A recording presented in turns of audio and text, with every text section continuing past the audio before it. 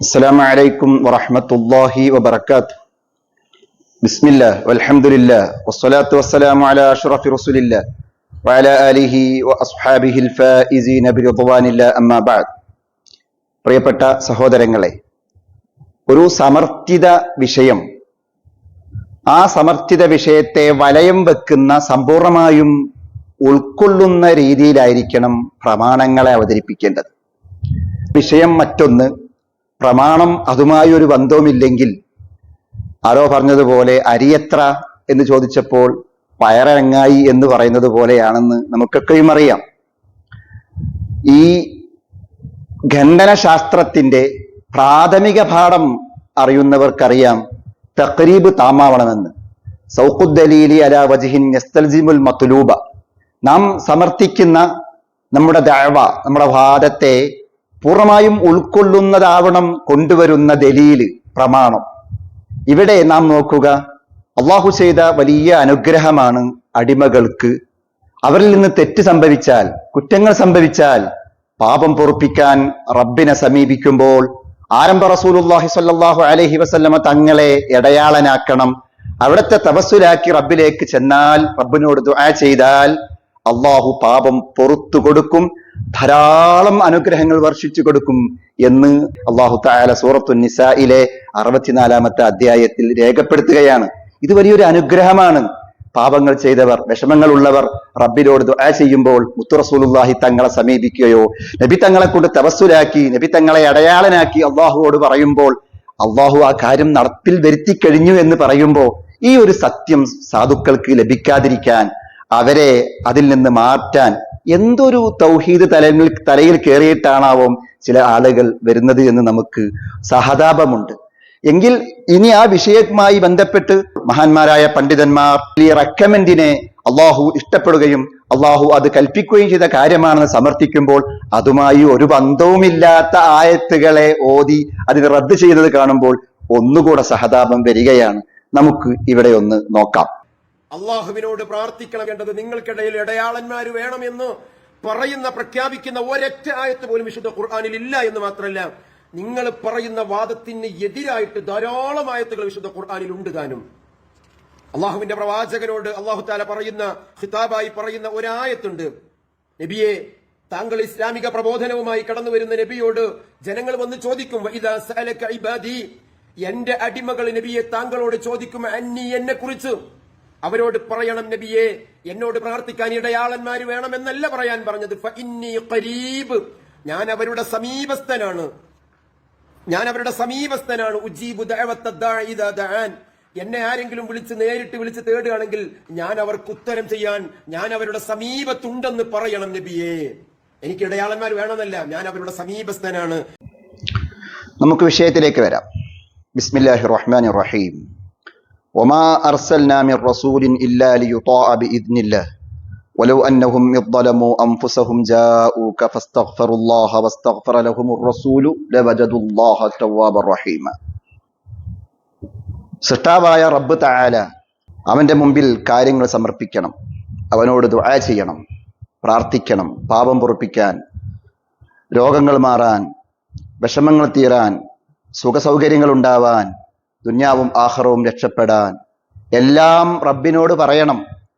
ആ റബ്ബിനോട് കാര്യങ്ങൾ പറയാൻ അഷ്റഫുൽ വറ മുഹമ്മദുർ റസൂലുള്ളാഹി സ്വല്ലല്ലാഹു അലൈഹി വസല്ലം തങ്ങൾ അടക്കമുള്ള സ്വാലിഹീങ്ങളെ മുൻനിർത്തി അവരെ കൊണ്ട് റെക്കമെൻഡ് ചെയ്ത് അവരെ ഇടയാളനാക്കി റബ്ബിലേക്ക് തേടിയാൽ അല്ലാഹു തആല കാര്യം നടപ്പിൽ വരുത്തുമെന്ന് തെളിവായി ആ ആയത്ത് നേരത്തെ ഓതിക്കേൽപ്പിച്ചു. ഇവിടെ നബി തങ്ങളുടെ ഹയാത്ത് കാലത്തെന്നോ വഫാത്തിന് ശേഷമെന്നോ ഒരു പരാമർശവുമില്ല. ഹയാത്തി ഖൈറുല്ലക്കും വമമാത്തി ഖൈറുല്ലക്കും, എൻ്റെ ജീവിതവും നിങ്ങൾക്ക് ഖൈറാണ്, എൻ്റെ വഫാത്തും നിങ്ങൾക്ക് ഖൈറാണ്. തുഅറദു അലയ്യ അഅമാലുക്കും, നിങ്ങളുടെ അമലുകളൊക്കെ എൻ്റെ മേൽ കാണിക്കപ്പെടുന്നുണ്ട്. എന്തിനാണ് നാം ഭയപ്പെടുന്നത്? എന്തിനാണ് നാം ഒരു ഫർക്കാക്കുന്നത്? എവിടെയാണ് നാം വ്യത്യാസപ്പെടുത്തുന്നത്? ആരാണ് മുസ്ലിം സമൂഹത്തിന് ഈ തെറ്റായ ഒരു സന്ദേശം നൽകിയത്? നോക്കുക, മുഹമ്മദ് റസൂലുള്ളാഹി സ്വല്ലല്ലാഹു അലൈഹി വസല്ലമ തങ്ങളെ ദുആ ചെയ്യിപ്പിക്കാൻ വേണ്ടി, അല്ലെങ്കിൽ അവിടുത്തെ റെക്കമെൻഡ് ചെയ്യാൻ വേണ്ടി അവിടുത്തെ ഇടയാളനാക്കി സമീപിക്കണമെന്ന് ഖുർആനിൽ പറയുമ്പോൾ അത് സാധാരണ എന്നോട് നേരിട്ട് ചോദിക്കുന്നതിനേക്കാൾ നിങ്ങൾക്ക് ഗുണകരമാണ്. അത് മഗ്ഫിറത്ത് ഉറപ്പായി കഴിഞ്ഞു, മർഹമത്ത് തീർച്ചയായി കഴിഞ്ഞു എന്ന് അള്ളാഹു പറയുമ്പോ ഒരു പുതിയ തൗഹീദ് ഉണ്ടാക്കി മുസ്ലിമീങ്ങളെ തമ്മിൽ തല്ലിക്കുന്ന പ്രക്രിയ എന്തിനു വേണ്ടിയാണ്? എവിടെയാണ് ഇവിടെ തൗഹീദിന് കോട്ടം വരുന്നത്? ആരാണ് തൗഹീദിന് കളങ്കം വരുത്തിയത്? അള്ളാഹുവോ? റബ്ബ് തന്നെ തൗഹീദിന് കളങ്കം വരുത്തുകയാണോ? ഉദൂനി അസ്തജിബ് ലക്കും, നിങ്ങൾ എന്നോട് ദുആ ചെയ്തോളൂ, ഞാൻ ഉത്തരം ചെയ്യാം. നഹ്നു അഖ്റബു ഇലൈഹി മിൻ ഹബിലിൽ വരീദ്, ഞാൻ അടിമയോട് അവനിലേക്ക് ഹബിലുൽ വരീദിനേക്കാളും അത്രയും അടുത്താണ്.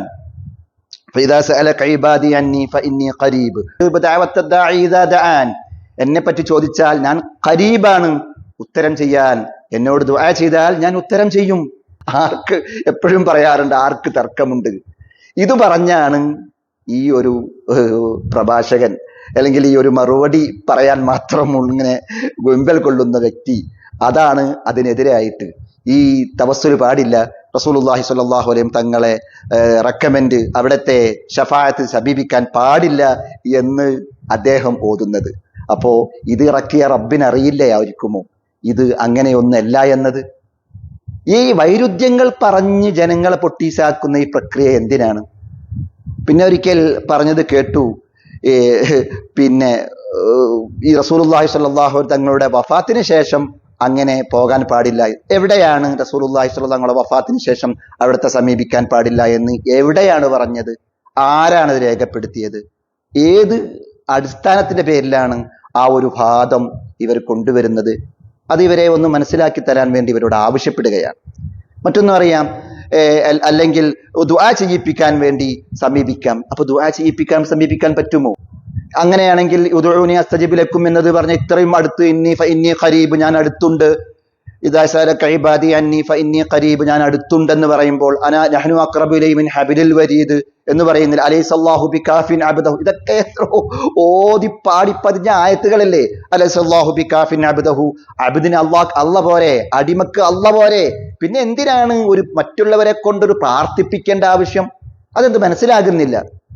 എന്നാൽ നിങ്ങൾ ഈ ആയത്തൊക്കെ നിർത്തിവെക്കണം. ഈ ആയത്തുകൾ ഓതിയിട്ടാണല്ലോ തവസ്സുല് പാടില്ല, ഇസ്തിഗാസ പാടില്ല, ഇടയാളനെ തേടാൻ പാടില്ല എന്നതൊക്കെ നിങ്ങൾ പറയാറുള്ളത് ഈ ആയത്തുകളെ കൊണ്ടാണല്ലോ. ഞാൻ പറയട്ടെ, അലൈസല്ലാഹു ബികാഫിൻ അബ്ദഹു, അടിമക്ക് അള്ളാഹു പോരെ, അത്രയും അടുത്ത് നിൽക്കുന്ന റബ്ബിനോട് പറഞ്ഞാൽ പോരെ, എന്തിനാ മറ്റൊരാളെ കൊണ്ട് ദുആ ചെയ്യിപ്പിക്കുന്നത്? മറ്റൊരാളെ റെക്കമെൻഡ് ചെയ്യുന്നത് എന്തിനാണ്? മറ്റൊരാളെ ഇടയാളനാക്കുന്നത് എന്തിനു വേണ്ടിയാണ്? ഇത് മനസ്സിലാക്കുന്നില്ല. അതുകൊണ്ട് തന്നെ ഞാൻ നേരത്തെ ഓതിയ ആയത്തിൽ തന്നെ നിൽക്കുന്നു. വലൗ അന്നഹും യദ്ലമു അൻഫുസഹും ജാഊക ഫസ്തഗ്ഫിറുല്ലാഹ വസ്തഗ്ഫറ ലഹുമുർ റസൂലു ലവജദുല്ലാഹ തവ്വാബർ റഹീമ. ഈ ആയത്തിൽ മുസ്ലിങ്ങളോട്, മുഅ്മിനീങ്ങളോട് അള്ളാഹു പറയുന്നത്, നിങ്ങൾ മുനാഫിക്കുകളെ പോലെ ആവരുത്, കപടന്മാരെ പോലെ ആകരുത്. നിങ്ങൾ അള്ളാഹുവിനെ സമീപിക്കുമ്പോൾ ആരംഭ റസൂലുള്ളാഹി സ്വല്ലല്ലാഹു അലൈഹി വസല്ലം തങ്ങളെ കൊണ്ട് ഇടയാളനാക്കണം, അവിടത്തെ കൊണ്ട് തശഫ്ഉ ചെയ്യണം. ഇത് പറയുന്നു. മുനാഫിക്കുകളോട് പറഞ്ഞാൽ റസൂലുള്ള പൊറുക്കലിനെ തേടും, റസൂൽ നിങ്ങൾക്ക് പ്രാർത്ഥിച്ചു തരും, ഇങ്ങോട്ട് വന്നോളൂ എന്ന് പറഞ്ഞാൽ അവർ പിന്തിരിഞ്ഞു പോകും. ഞങ്ങൾ അങ്ങനെ ഒരു ഇടയാളനാക്കണ്ട, ഞങ്ങൾ ഫൈദാ സഅലക ഇബാദി അന്നി ഫഇന്നി ഖരീബ്, അതിന്റെ പാർട്ടിക്കാരാണ് എന്ന് പറഞ്ഞു പോകും. നമുക്കറിയാം, ഈ ആയത്ത് ഇദ്ദേഹത്തോട് ചോദിക്കട്ടെ, ഈ ആയത്തിൽ എവിടെയാണ് അള്ളാഹുവിന്റെ റസൂലിനെ സമീപിക്കാൻ പാടില്ല, മറ്റുള്ള സ്വാലിഹീങ്ങളെ ഇടയാളനാക്കാൻ പാടില്ല എന്ന് എവിടെ നിന്ന് കിട്ടിയതാണ്? ഇനി ഇല്ലെങ്കിൽ അത് പിന്നെ എന്തിനാണ് നിങ്ങൾ ആ ആയത്തോതി സാധുക്കളായ ആളുകളെ പറ്റിക്കുന്നത്?